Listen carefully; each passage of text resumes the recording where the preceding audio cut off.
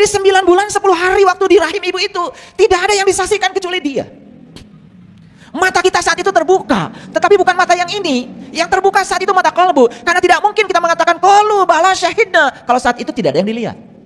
Di dalam Quran ada cerita Nabi Yunus ditelan ikan. Sebetulnya itu prosesi persis seperti saat kita di rahim ibu. Cuman kita kan gak ngerti selama ini. Nabi Yunus ditelan ikan karena diceritakan, apalagi ikannya ikan paus katanya, ngarang. Pakai paus segala. Ya ditelan ikan persis seperti saat kita di rahim. Makanya begitu ditelan ikan, Nabi Yunus doanya luar biasa. Lah, kelahiran yang kita pahami adalah pada saat kita menyakiti ibu, pada saat ibu menumpahkan darah, pada saat seorang ibu harus kehilangan nyawa untuk kelahiran kita, itu yang disebut dengan kelahiran.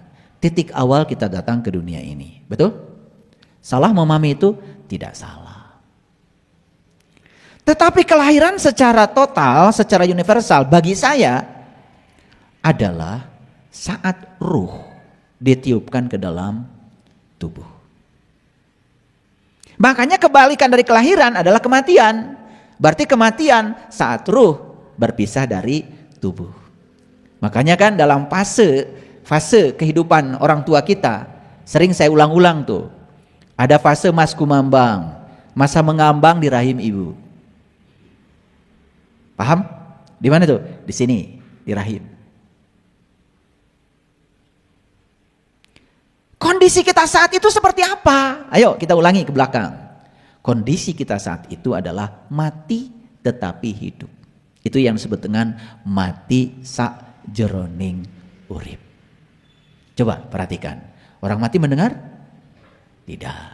Kan kita tidak mendengar, disumbat oleh ketuban. Orang mati melihat? Tidak. Kan disumbat oleh ketuban. Orang mati bernafas? Tidak, kan disumbat oleh ketuban. Orang mati bicara? Tidak, kan disumbat oleh ketuban. Jadi semua lubang yang ada di kepala saat di rahim ibu, di alam mas kumambang, saat itu semua disumbat oleh ketuban. Tidak mendengar, tidak melihat, tidak bernapas, tidak bicara. Maka itu yang disebut dengan mati. Tetapi kok kita hidup? Itu yang disebut dengan mati selagi hidup. Apa yang paling unik di sana? Ini saya kasih tahu. Yang paling unik di sana diabadikan dalam Al-Quran. Allah bertanya kepada kita saat itu. Pertanyaan Allah begini. Alastu birobbikum? Apakah aku ini Tuhanmu? Pada saat itu justru kita bisa menjawab. Lantang kita menjawab. Qalu bala syahidna. Ya, aku menyaksikan Tuhan.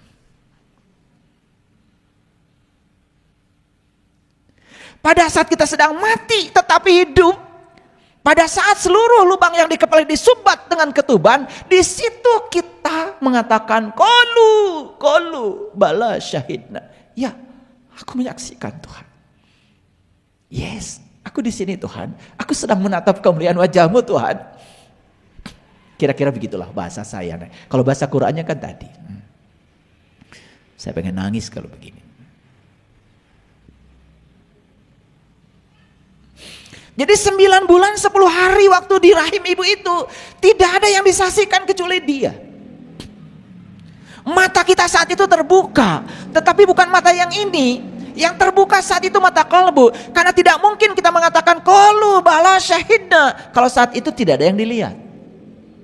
Makanya di dalam Quran ada cerita Nabi Yunus ditelan ikan. Sebetulnya itu prosesi persis seperti saat kita di rahim ibu. Cuman kita kan gak ngerti selama ini. Nabi Yunus ditelan ikan karena diceritakan, apalagi ikannya ikan paus katanya, ngarang. Pakai paus segala.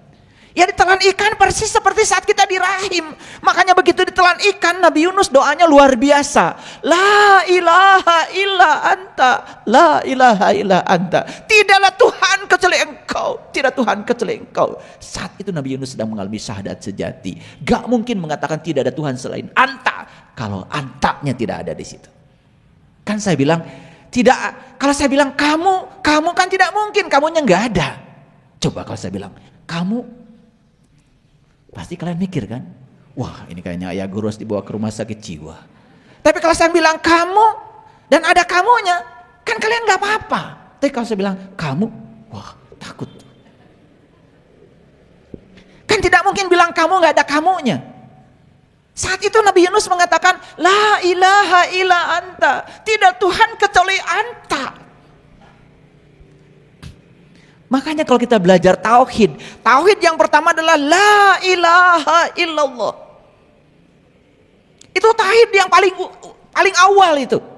Ketika seseorang itu sedang belajar tauhid, yang pertama adalah la ilaha illallah.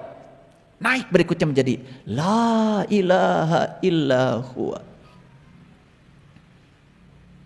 Naik lagi berikutnya la ilaha illa anta. Jadi Nabi Yunus saat itu sedang mengalami fase tauhid yang ketiga. Dari la ilaha illallah sudah naik lagi la ilaha illallah. Kalau dia mengatakan dia, berarti boleh tidak ada di sini dong. Siapa yang membangun laptop ini? Dia. Belum tentu ada di sini. Kalau kamu harus ada di sini. Dan puncak tauhid yang terakhir adalah la ilaha illa ana. Jadi la ilaha illallah naik lagi menjadi la ilaha illa huwa, naik lagi menjadi la ilaha illa anta, dan puncaknya adalah la ilaha illa ana. Tidak ada Tuhan kecuali aku. Siapa yang mengalami puncaknya tauhid itu? Dalam Quran diabadikan puncaknya tauhid itu dialami oleh Nabi Musa dalam Quran surat Toha. Innani anallah la ilaha illa ana fa'budni wa aqimis sholata li zikri. Jadi maaf, kalian akan bisa sholat kalau sudah mencapai tauhid la ilaha illa ana. Makanya perintah sholat hanya diberikan kepada Nabi Musa yang sudah mencapai tingkat tauhid la ilaha illa ana. Jadi nggak bisa sembarang. Kalau tauhidnya masih la ilaha illallah, masih la ilaha illa huwa, masih la ilaha illa anta, belum bisa sholat. Makanya sholat itu bukan menyembah, tapi sholat itu adalah sadar dengan kehadirannya, karena dia tidak pernah meninggalkan kita. Sekarang saya walaupun sedang ceramah, saya tidak pernah tidak sholat. Makanya sholat tingkat tinggi di Quran dikatakan alladzina hum ala sholawatihim yuhafidun. Sholatnya tidak terkungkung oleh ruang dan waktu, karena selalu sholawat terhubung. Wah, kalau sudah di tingkatan itu, sholat itu setiap hela napas kita. Makanya jangan usil kalau kita baru sampai di tingkatan sholat yang terjebak oleh waktu. Jangan mengatakan orang lain tidak sholat. Siapa tahu sholat mereka lebih canggih lagi dari sholatmu yang sekedar ruku dan sujud secara fisik saja. Makanya saya mengajarkan pada murid-murid saya, stop usil. Jangan komentar, jangan usil, maafkan, biarkan. Urusi saja dirimu sendiri. Jangan suka ngurusi orang lain. Jadi apa itu kelahiran? Kelahiran itu saat ruh ditiupkan ke dalam tubuh. Paham? Apa itu kematian? Saat ruh keluar dari tubuh. Nah, kapan ruh ditiupkan ke dalam tubuh? Tepat saat tubuh sudah sempurna dibuat. Maka Allah bilang, fa iza sawaituhu wa nafakhtu fihi mir ruhi faqa'u lahu sajidin. Ketika aku sudah selesai menciptakan tubuhmu dengan sempurna di rahim ibumu, saat itu aku tiupkan ruhku. Itulah kelahiran. Paham sampai sini? Oke.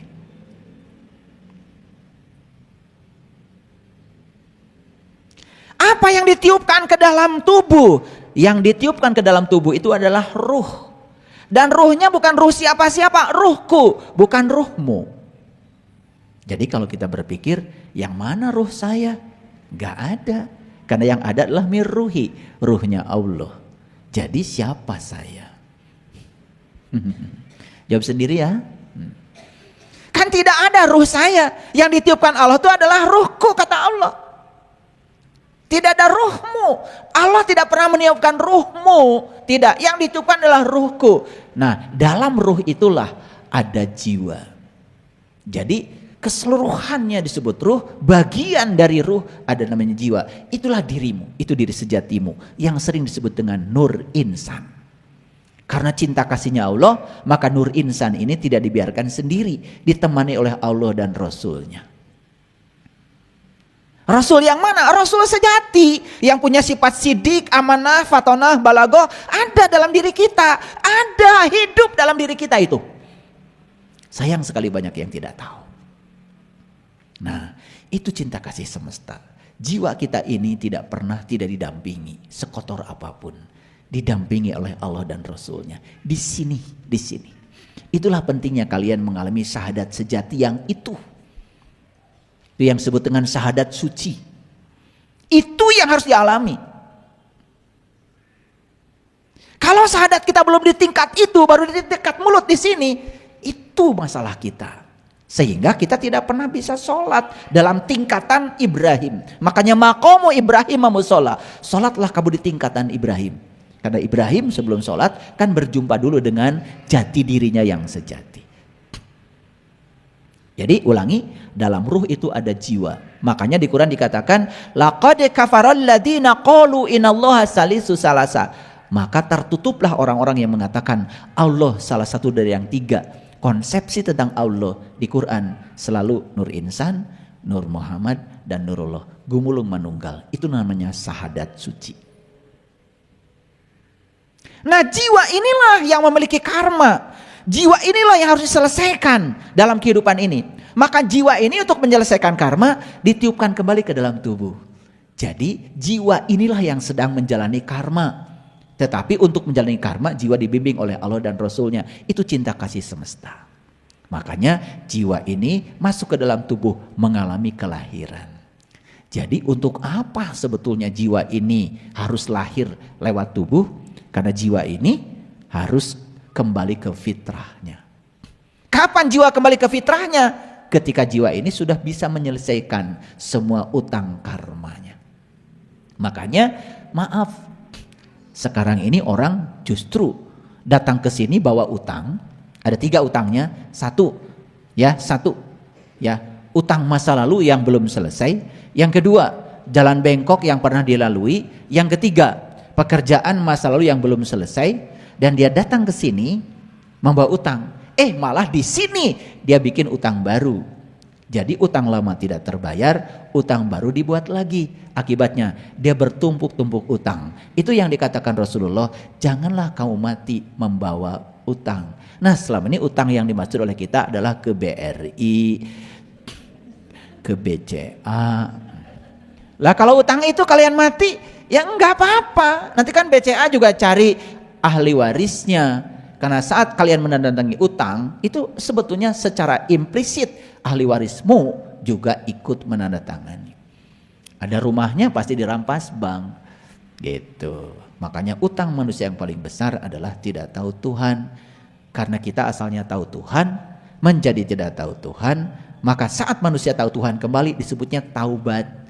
Nah, kalian mengartikan taubat apa? Makanya banyak orangnya, wah kamu banyak dosa ya, tobat. Apa tobat itu? Ya Allah, gitu. Itu bukan tobat, itu nangis namanya. Tobat itu lihat HP saya, di situ kan? Nah saya pindahkan ke sini, itu pindah tempat, kembali ke sini, namanya tobat. Tobat itu bahasa Arab, artinya kembali. Kembali mengenal Allah itu namanya tobat. Maka di Quran dikatakan siapa yang kembali kepada Allah maka pasti akan dapat ampunan Allah secara otomatis. Tobat dampaknya adalah ampunan. Apa yang diampunkan? Hati-hati. Yang diampunkan cuma 1 dosa. Karena dosa manusia itu cuma 1. Saya heran gitu ada yang membagi dosa besar, dosa kecil, ada pembagian lagi. Di Quran gak ada, ngarang itu. Karena di Quran dikatakan innallaha la yaghfiru aysyraka bih wa yaghfiru ma duna dzalika liman yasha. Sesungguhnya Allah tidak akan pernah mengampuni dosa syirik, tapi Allah sudah mengampuni apapun dosa, asal jangan dosa syirik. Jadi dosa yang harus dibereskan oleh kita cuma 1, syirik. Bahkan di Injil dikatakan memfitnah, membunuh sudah aku ampunkan. Tapi mengkhianatiku tidak aku ampunkan. Nah, jadi kalau dalam bahasa Injil syirik itu disebutnya berkhianat kepada Tuhan. Itu bahasanya saja yang berbeda, tapi esensinya sama. Makanya di sini pentingnya kita belajar terbuka. Jadi semua dosa yang selain syirik sudah selesai. Itulah Allah sedang menunjukkan dirinya sebagai Tuhan Maha Pengampun. Lah kamu tiap hari ngurusi dosa-dosa yang sudah diampunkan.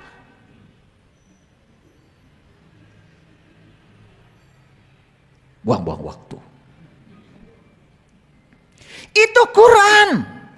Diulang 2 kali di Quran surat An-Nisa ayat 48, diulang lagi dalam Quran surat An-Nisa ayat 116. Catat itu kalau nggak percaya sama saya. Jiwa harus kembali ke fitrahnya. Gimana caranya? Supaya jiwa kembali ke fitrahnya, maka semua karma-karma yang menyangkut jiwa harus dibayar. Karena dia melakukannya di kehidupan, di tubuh ini, maka proses pembayarannya dilakukan di tubuh ini juga. Makanya dia akan dilahirkan secara berulang kali. Ini dasarnya. Untuk menjawab pertanyaan tadi.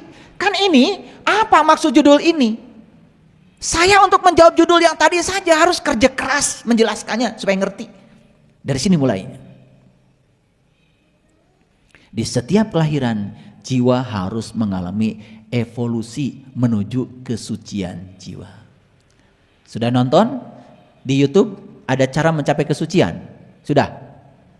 3 cara mencapai kesucian. 1, berhenti serakah pada yang kamu ingin.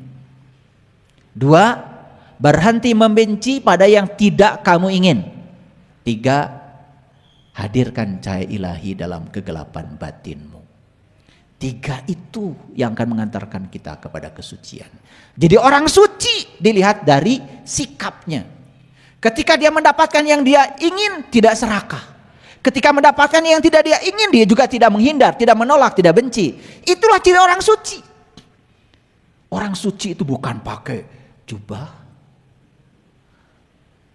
pakai tongkat, jalannya miring.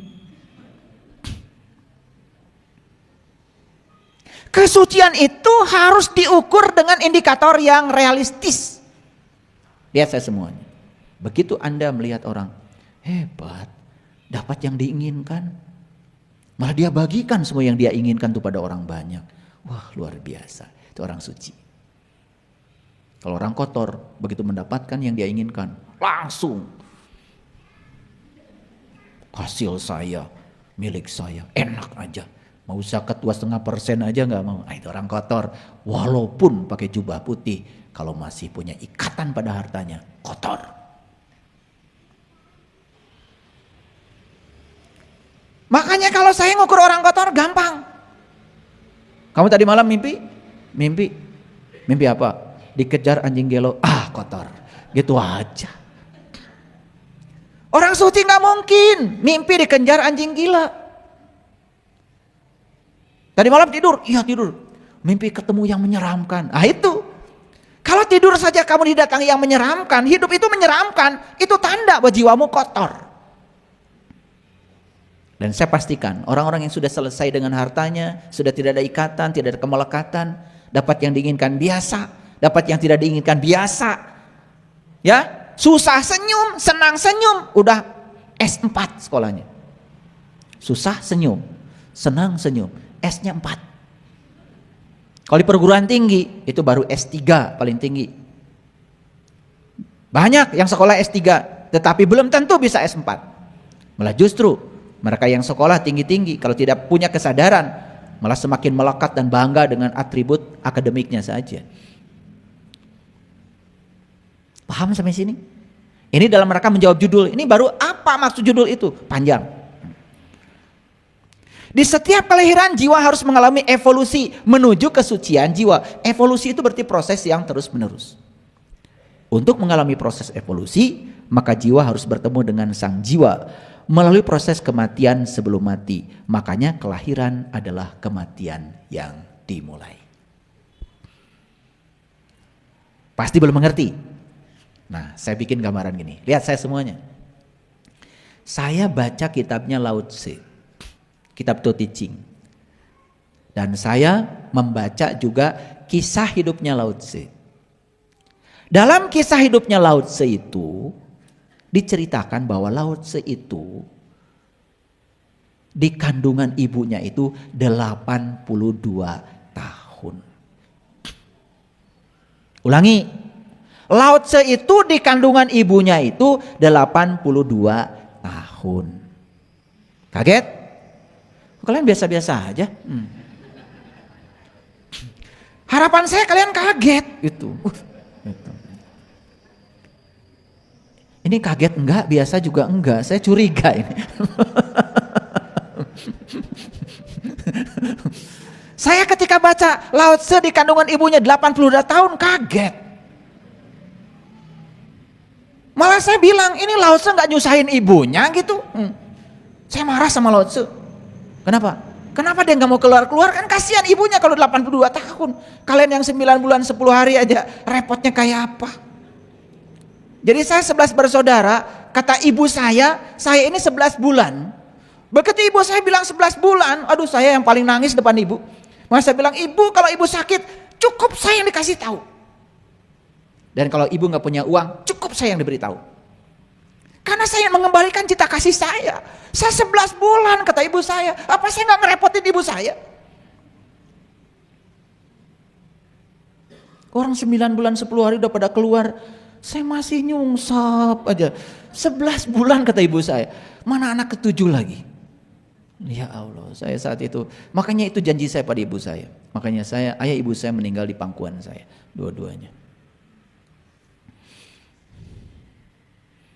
Kelamaan saya di situ. Lao Tse 82 tahun. Percaya nggak kalian? Percaya apa tidak? Nah, atau bingung bilang. Jangan karena saya ngomong langsung percaya. Jangan percaya omongan saya. Kalau nggak masuk akal, tolak. Nah, bingung saya seneng. Bingung itu tanda-tanda ada kehidupan. Bingung itu ada potensi untuk jadi ngerti. Kan kalau bingung harusnya nanya. Betul nggak? Nah, ternyata yang dimaksud adalah karena tadi kelahiran adalah kematian yang dimulai. Jadi waktu di rahim ibu Lao Tse itu kan bertemu Tuhan.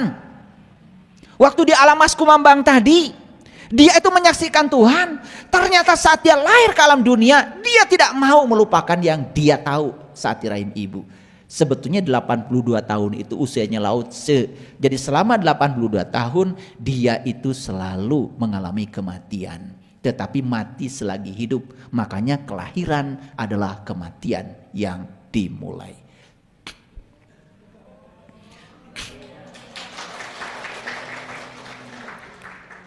Itu baru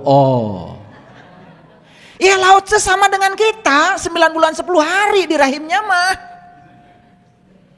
Tetapi bedanya Lao Tse ini pada saat lahir ke dunia ini dia tidak keluar dari rahimnya ibu. Tetap dia berada di kesadaran itu. Itu bedanya Lao Tse dengan kalian. Makanya Lao Tse ketika datang ke dunia itu seperti Zarasutra. Tidak menangis. Makanya kalian semua datang ke dunia nangis kan? Nah, kalau saya tanya kenapa lu nangis? Ya sedih apa? Beras belum mengerti, duit belum mengerti, betul nggak? Pacar belum punya, apa yang kau tangisi? Itu saja belum kalian tanya. Ini kalian menyaksikan kelahiran manusia ke dunia udah berkali-kali dan semua kelahiran menangis. Kalian nggak pernah nanya. Saya itu nanya. Waktu anak saya lahir nangis, ya karena saya menyaksikan 3 anak saya saksikan itu brojolnya, nangis semua. Dan di situ saya nanya kenapa nangis? Apa masalahnya? Karena saya bertanya maka semesta ngasih jawaban. Itu tangisan seorang anak karena keterpisahan. Waktu di rahim ibu itu penuh dan saat itu menyaksikan yang indah dan pada saat ini bolong karena ketuban sudah tidak menutup lagi, saat itulah dia mulai mengalami keterpisahan. Dalam riset neuroscience, manusia mulai melupakan Tuhan di hari ke-8 dari kelahirannya. Geus hari kasabaraha ayeuna. Dan kalau itu tidak dibayar di kehidupan ini, kamu mati dalam keadaan punya utang. Makanya harus dibayar. Diutusnya para nabi, para rasul untuk mengajarkan bagaimana cara bayar utang. Makanya Allah bilang di Quran, inna fatahna laka fatham mubina liyaghfir lakallahu ma taqaddama min dambika wa ma ta'akhkhar.